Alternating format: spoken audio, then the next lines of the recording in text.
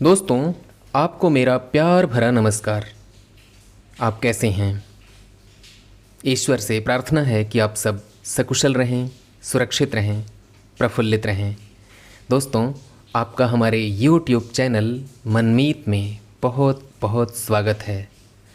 दोस्तों, आज मैं आपके लिए लाया हूँ मुंशी प्रेमचंद की कालजयी कहानी सवा सेर गेहूँ। दोस्तों, भारत, अपना देश भारत, इसकी सामाजिक व्यवस्था कितनी जटिल है, कितनी क्रूर है, यह आज भी नज़र आता है। आप अंदाज़ा लगाइए, आज से 100 साल पहले का भारतीय समाज कैसा रहा होगा। क्या कहा? अंदाज़ा नहीं लगा पा रहे हैं? तो आपके लिए यह बेहद ज़रूरी है कि आप मुंशी प्रेमचंद की कहानी सवा सेर गेहूँ को अवश्य पढ़ें। अजी, पढ़ने कहाँ जाएंगे?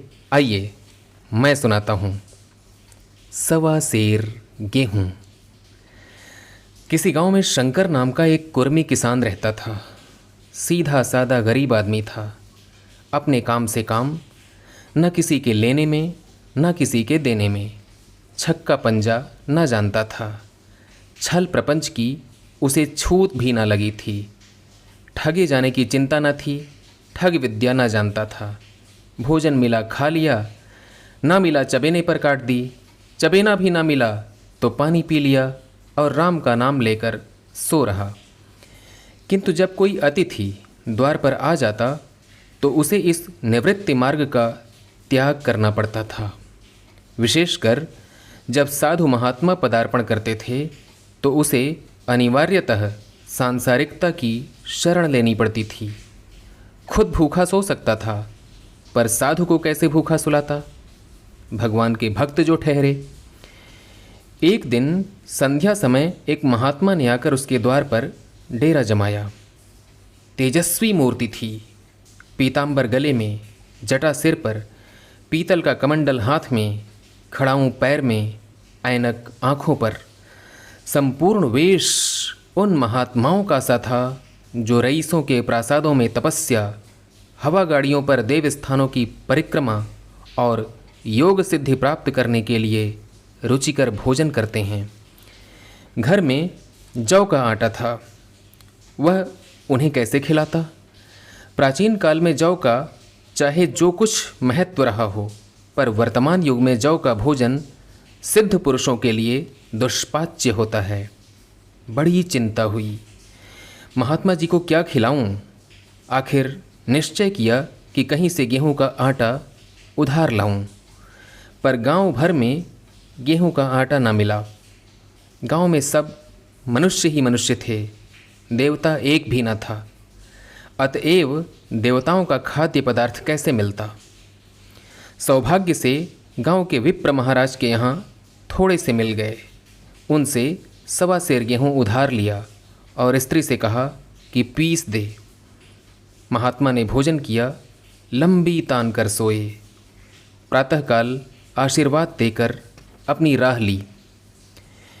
विप्र महाराज साल में 2 बार खलिहानी लिया करते थे। शंकर ने दिल में कहा, सवा सेर गेहूँ, इन्हें क्या लौटाऊं? पंसेरी बदले कुछ ज़्यादा खलिहानी दे दूंगा। यह भी समझ जाएंगे, मैं भी समझ जाऊंगा। चैत में जब विप्र जी पहुँचे तो उन्हें 1.5 पसेरी के लगभग गेहूँ दे दिया और अपने को उर्ण समझकर उसकी कोई चर्चा ना की। विप्र जी ने फिर कभी ना मांगा। सरल शंकर को क्या मालूम था कि यह सवा सेर गेहूँ चुकाने के लिए उसे दूसरा जन्म लेना पड़ेगा। 7 साल गुजर गए। विप्र जी महाराज से महाजन हुए। शंकर किसान से मजूर हो गया। उसका छोटा भाई मंगल उससे अलग हो गया था। एक साथ रहकर दोनों किसान थे, अलग होकर मजूर हो गए थे। शंकर ने चाहा कि द्वेष की आग भड़कने ना पाए, किंतु परिस्थिति ने उसे विवश कर दिया। जिस दिन अलग अलग चूल्हे जले, वह फूट फूट कर रोया। आज से भाई भाई शत्रु हो जाएंगे, एक रोएगा, दूसरा हंसेगा। एक के घर मातम होगा तो दूसरे के घर गुलगुले पकेंगे। प्रेम का बंधन, खून का बंधन, दूध का बंधन आज टूटा जाता है। उसने भगीरथ परिश्रम से कुल मर्यादा का वृक्ष लगाया था, उसे अपने रक्त से सींचा था। उसको जड़ से उखड़ता देखकर उसके हृदय के टुकड़े हुए जाते थे। 7 दिनों तक उसने दाने की सूरत तक ना देखी। दिन भर जेठ की धूप में काम करता और रात को मुंह लपेटकर सो रहता। इस भीषण वेदना और दुस्सह कष्ट ने रक्त को जला दिया, मांस और मज्जा को घुला दिया। बीमार पड़ा तो महीनों खाट से ना उठा। अब गुजर बसर कैसे हो? 5 बीघे के आधे रह गए, एक बैल रह गया, खेती क्या खाक होती। अंत को यहाँ तक नौबत पहुँची कि खेती केवल मर्यादा रक्षा का साधन मात्र रह गई। जीविका का भार मजूरी पर आ पड़ा। 7 वर्ष बीत गए। एक दिन शंकर मजूरी करके लौटा तो राह में विप्र जी ने टोक कर कहा, शंकर, कल आकर के अपने बीज बैंक का हिसाब कर ले। तेरे यहाँ 5.5 मन गेहूँ कब के बाकी पड़े हुए हैं और तू देने का नाम नहीं लेता। हजम करने का मन है क्या? शंकर ने चकित होकर कहा, मैंने तुमसे कब गेहूँ लिए थे जो 5.5 मन हो गए? तुम भूलते हो, मेरे यहाँ किसी का छटाक भर न अनाज है, न एक पैसा उधार। विप्र, इसी नीयत का तो यह फल भोग रहे हो कि खाने को नहीं जुड़ता। यह कहकर विप्र जी ने उस 1.25 सेर गेहूँ का जिक्र किया जो आज से 7 वर्ष पहले शंकर को दिए थे। शंकर सुनकर अवाक रह गया। ईश्वर, मैंने इन्हें कितनी बार खलिहानी दी, इन्होंने मेरा कौन सा काम किया? जब पोथी पत्रा देखते शायद सगुन विचारने द्वार पर आते थे, कुछ न कुछ दक्षिणा ले ही जाते थे। इतना स्वार्थ! 1.25 सेर अनाज को अंडे की भांति सेकर आज यह पिशाच खड़ा कर दिया जो मुझे निगल ही जाएगा। इतने दिनों में एक बार भी कह देते तो मैं गेहूँ तौल कर दे देता। क्या इसी नीयत से चुप साधे बैठे रहे? बोला, महाराज, नाम लेकर तो मैंने उतना अनाज नहीं दिया, पर कई बार खलिहानी में सेर 2-2 सेर दिया है।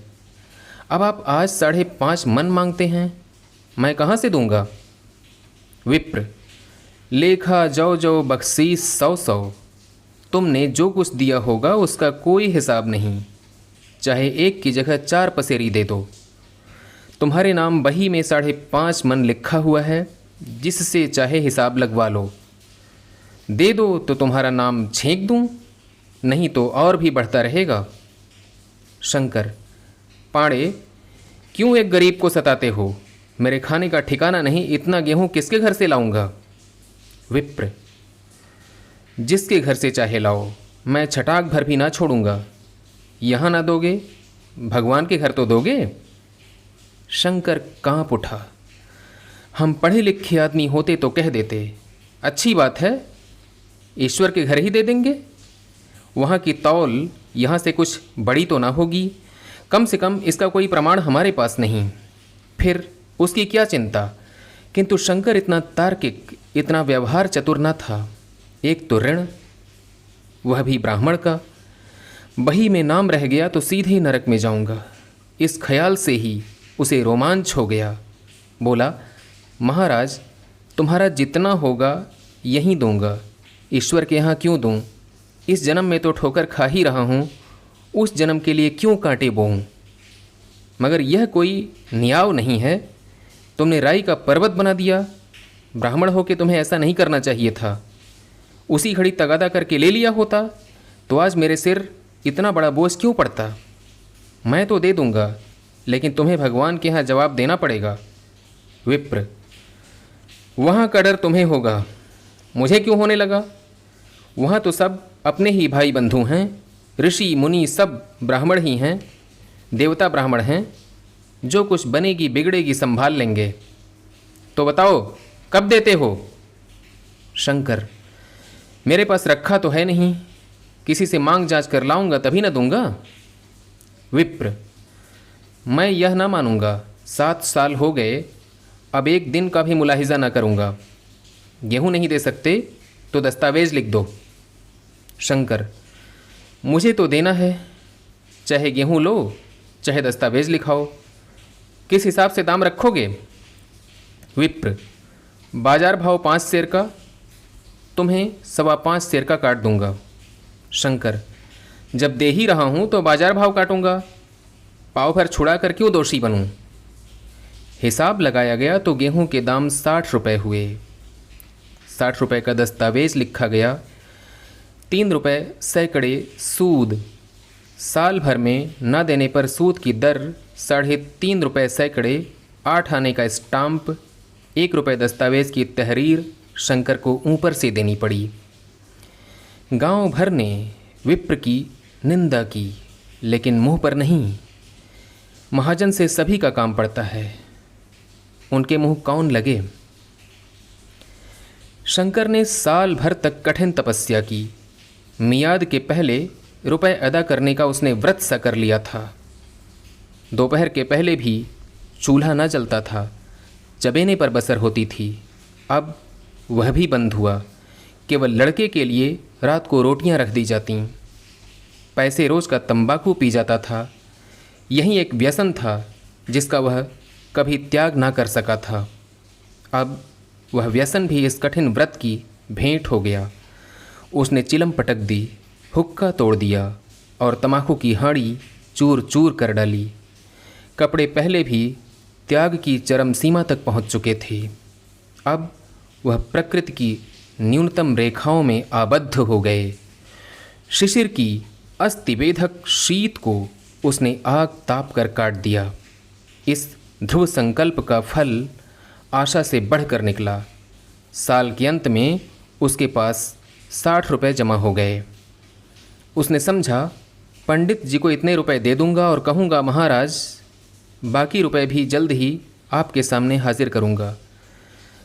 15 रुपये की तो और बात है, क्या पंडित जी इतना भी ना मानेंगे? उसने रुपए लिए और ले जाकर पंडित जी के चरण कमलों पर अर्पण कर दिए। पंडित जी ने विस्मित होकर पूछा, किसी से उधार लिए क्या?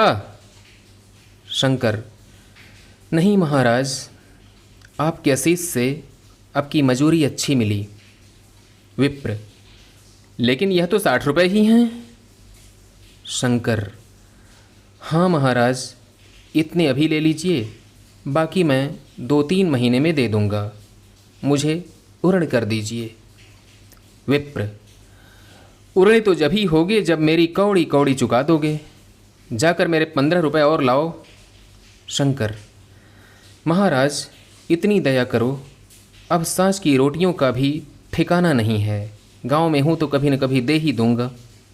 विप्र, मैं यह रोग नहीं पालता, न बहुत बातें करना जानता हूँ।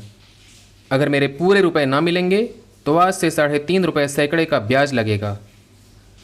अपने चाहे रुपए घर में रखो, चाहे मेरे यहाँ छोड़ जाओ। शंकर, अच्छा, जितना लाया हूँ उतना रख लीजिए, मैं जाता हूँ। कहीं से 15 रुपये और लाने की फिक्र करता हूँ। शंकर ने सारा गांव छान मारा, मगर किसी ने रुपए ना दिए। इसलिए नहीं कि उसका विश्वास न था या किसी के पास रुपए न थे, बल्कि इसलिए कि पंडित जी के शिकार को छेड़ने की किसी में हिम्मत न थी। क्रिया के पश्चात प्रतिक्रिया नैसर्गिक नियम है। शंकर साल भर तक तपस्या करने पर भी जब ऋण से मुक्त होने में सफल ना हो सका तो उसका संयम निराशा के रूप में परिणत हो गया।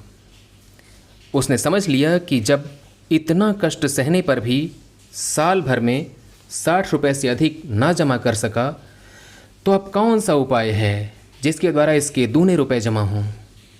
जब सिर पर ऋण का बोझ ही लदना है तो क्या मन भर का और क्या सवा मन का। उसका उत्साह क्षीण हो गया, मेहनत से घृणा हो गई।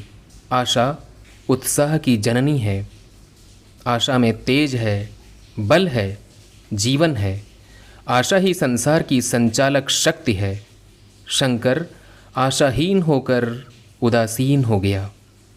वह ज़रूरतें जिनको उसने साल भर तक टाल रखा था अब द्वार पर खड़ी होने वाली भिखारिणी न थी, बल्कि छाती पर सवार होने वाली पिशाचिनियाँ थीं जो अपनी भेंट लिए बिना जान नहीं छोड़तीं। कपड़ों में चकत्तियों के लगने की भी एक सीमा होती है। अब शंकर को चिट्ठा मिलता तो वह रुपए जमा ना करता, कभी कपड़े लाता, कभी खाने की कोई वस्तु लाता। जहाँ पहले तमाखू ही पिया करता था, वहाँ अब गांजे और चरस का चस्का भी लगा। उसे अब रुपए अदा करने की कोई चिंता न थी, मानो उसके ऊपर किसी का एक पैसा भी नहीं आता। पहले जूड़ी चढ़ी होती थी, पर वह काम करने अवश्य जाता था। अब काम पर न जाने के लिए बहाना खोजा करता था। इस भांति 3 साल निकल गए। विप्र जी महाराज ने एक बार भी तकाजा न किया। वह चतुर शिकारी की भांति अचूक निशाना लगाना चाहते थे। शिकार को पहले चौंकाना उनकी नीति के विरुद्ध था। एक दिन पंडित जी ने शंकर को बुलाकर हिसाब दिखाया। 60 रुपये जो जमा थे वह मिन्हा करने पर अब भी शंकर के जिम्मे 120 रुपये निकले। शंकर, इतने रुपए तो उसी जन्म में दूंगा, इस जन्म में नहीं हो सकते। विप्र, मैं इसी जन्म में लूँगा, मूल ना सही सूद तो देना ही पड़ेगा। शंकर, एक बैल है वह ले लीजिए, और मेरे पास रखा क्या है। विप्र, मुझे बैल बधिया लेकर करना क्या है, मुझे देने को तुम्हारे पास बहुत कुछ है। शंकर, और क्या है महाराज। विप्र, कुछ है, तुम तो हो, आखिर तुम भी कहीं मजूरी करने जाते ही हो। मुझे भी खेती के लिए मजूर रखना पड़ता है। सूद में तुम हमारे यहाँ काम किया करो, जब सुविधा हो मूल को दे देना। सच तो यूँ है कि अब तुम किसी दूसरी जगह काम करने नहीं जा सकते जब तक मेरे रुपए नहीं चुका दो। तुम्हारे पास कोई जायदाद नहीं है, इतनी बड़ी गठरी मैं किस एतबार पर छोड़ दूँ। कौन इसका जिम्मा लेगा कि तुम मुझे महीने महीने सूद देते जाओगे, और कहीं कमा कर जब तुम मुझे सूद भी नहीं दे सकते तो मूल की कौन कहे। शंकर, महाराज, सूद में तो काम करूँगा और खाऊंगा क्या। विप्र, तुम्हारी घर वाली है, लड़के हैं, क्या वे हाथ पांव कटा के बैठेंगे। हाँ, मैं तुम्हें आध सेर जौ रोज़ कलेवा के लिए दे दिया करूँगा। ओढ़ने को साल में एक कंबल पा जाओगे, एक मिर्जई भी बनवा दिया करूँगा। और क्या चाहिए। यह सच है कि और लोग तुम्हें 6 आने देते हैं, लेकिन मुझे ऐसी गरज नहीं है। मैं तो तुम्हें रुपए भरने के लिए रख रहा हूँ। शंकर ने कुछ देर गहरी चिंता में पड़े रहने के बाद कहा, महाराज, यह तो जन्म भर की गुलामी हुई। विप्र, गुलामी समझो चाहे मजदूरी समझो, मैं अपने रुपए भराए बिना तुमको कभी ना छोड़ूंगा। तुम भागोगे तो तुम्हारा लड़का भरेगा। हाँ, जब कोई ना रहेगा तब की बात दूसरी है। इस निर्णय की कहीं अपील ना थी। मजूर की जमानत कौन करता, कहीं शरण न थी, भागकर कहाँ जाता। दूसरे दिन से उसने विप्र जी के यहाँ काम करना शुरू कर दिया। 1.25 सेर गेहूँ की बदौलत उम्र भर के लिए गुलामी की बेड़ी पैरों में डालनी पड़ी। उस अभागे को अब अगर किसी विचार से संतोष होता था तो वह यह था कि यह मेरे पूर्व जन्म का संस्कार है। स्त्री को वे काम करने पड़ते थे जो उसने कभी ना किए थे। बच्चे दानों को तरसते थे, लेकिन शंकर चुपचाप देखने के सिवाय और कुछ न कर सकता था। वह गेहूं के दाने किसी देवता के शाप की भांति यावत जीवन उसके सिर से ना उतरे। शंकर ने विप्र जी के यहाँ 20 वर्ष तक गुलामी करने के बाद इस दुस्सार संसार से प्रस्थान किया। 120 अभी तक उसके सिर पर सवार थे। पंडित जी ने उस गरीब को ईश्वर के दरबार में कष्ट देना उचित ना समझा। इतने अन्यायी, इतने निर्दयी ना थे। उसके जवान बेटे की गर्दन पकड़ी। आज तक वह विप्र जी के यहाँ काम करता है। उसका उद्धार कब होगा भी या नहीं होगा, ईश्वर ही जाने। पाठक, इस वृत्तांत को कपोल कल्पित ना समझिए, यह सत्य घटना है। ऐसे शंकरों और ऐसे विप्रों से दुनिया खाली नहीं है। दोस्तों, ये थी मुंशी प्रेमचंद की कहानी सवा सेर गेहूँ। आपको कैसी लगी? अपनी प्रतिक्रिया से हमें अवश्य अवगत कराएं। आपकी प्रतिक्रिया का हमें इंतज़ार रहता है। अब आपसे मुलाकात होगी अगले वीडियो में। तब तक के लिए आज्ञा दीजिए। नमस्कार।